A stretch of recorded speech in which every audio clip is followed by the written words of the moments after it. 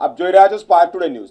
છોટાઉદેપુર જિલ્લા વહીવટી તંત્ર દ્વારા બોડેલી ખાતે કારકિર્દી માર્ગદર્શન શિબિર અને વિશ્વાસ વૃદ્ધિ સંવાદનું ભવ્ય આયોજન કરવામાં આવ્યું છે।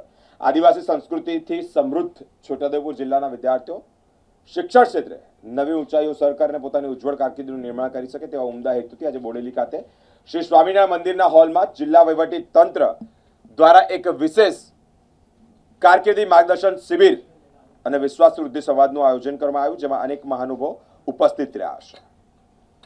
ખ્યાતનામ લેખક અને વક્તા જય વસાવડાએ વિદ્યાર્થીઓને જીવનમાં પ્રગતિ કરવા માટે બે કિમિયા સમજાવ્યા। તેમણે આરટીઆઈ, રીડિંગ થિંકિંગ ઇનોવેશન એટલે કે વાંચન, ચિંતન અને નવીનતા તથા ડિસિપ્લિન, કોન્સન્ટ્રેશન અને પરફેક્શન એટલે કે શિસ્ત, એકાગ્રતા અને પરિપૂર્ણતાનો મંત્ર આપી વિદ્યાર્થીઓની કારકિર્દીનું લક્ષ્યાંક હાંસિલ થાય તે માટે પ્રેરિત પણ કર્યા છે। આ પ્રસંગે અનેક મહાનુભાવો ઉપસ્થિત રહ્યા છે।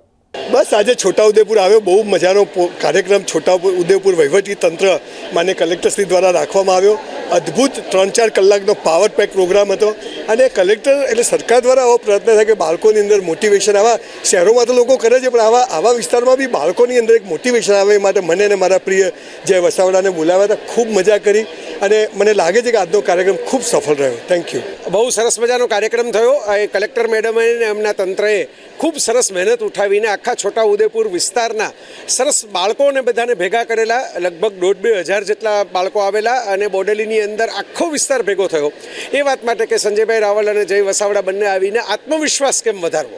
અત્યારે એવું છે કે શું કરવું ને એ તો તમને ઇન્ટરનેટ ઉપર મળી જાય છે, ગૂગલમાં મળી જાય છે, તમારા મોબાઈલમાં જ પડેલું છે શું કરવું એનો નકશો, પણ એ કરવા માટેનો જે કોન્ફિડન્સ કે હું આ કરી શકું એમ છું, મારાથી આ થશે, યસ આઈ કેન ડુ, એ જે વાત છે એ અઘરી છે અને એ જો પહોંચી જાય તો મને તો એવી શ્રદ્ધા છે, મેં તો જાહેરમાં એ વાત પણ કરી કે છોટાઉદેપુર એવો પ્રદેશ છે કે જ્યાં હરિયાળી પણ સરસ ખીલી જાય છે, તમે કંઈક પણ વાવો તો ઉગે છે, એમ તમે વિચાર વાવો તો વિચાર પણ ઉગશે।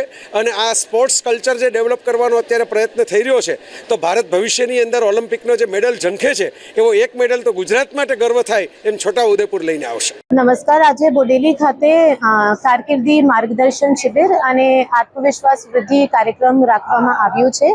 એમાં આપણા ગુજરાતના પ્રખ્યાત બે વક્તાઓને બોલાવવામાં આવ્યું છે, જય વસાવડા અને સંજય રાવલશ્રી, અને બંને વક્તાઓ બાળકો સાથે વાત કરી છે કે કરિયર બનાવવા માટે અને આત્મવિશ્વાસ વધારવા માટે શું શું જરૂરિયાત છે અને એના માટે અમે લોકો આ પ્રયત્ન એટલા માટે કર્યા છીએ કે દર વાર એવું થાય છે કે છેવાડાના જે આદિવાસી જિલ્લા છે એના બાળકો છે આ પાછળ રહી જાય છે, એના માટે આપણે શું કરી શકીએ કે આ છેવાડાના જિલ્લાના માણસ નહીં કહેવાય, આગળના જિલ્લાના માણસ કહેવાય, એવી રીતના એક પ્રયત્ન જિલ્લા વહીવટી તંત્ર દ્વારા કરવામાં આવ્યું છે અને બાળકોના જે રિસ્પોન્સ છે આ પણ બહુ સરસ હતા। એવી રીતે જ અમે આગળ પણ કાર્યક્રમ કરીએ અને છોટાઉદેપુર જિલ્લાના બધા બાળકો આગળ જઈને આપણા જિલ્લાના, રાજ્યના અને દેશના નામ રોશન કરે એવી રીતના પ્રયત્ન કરીએ। ધન્યવાદ।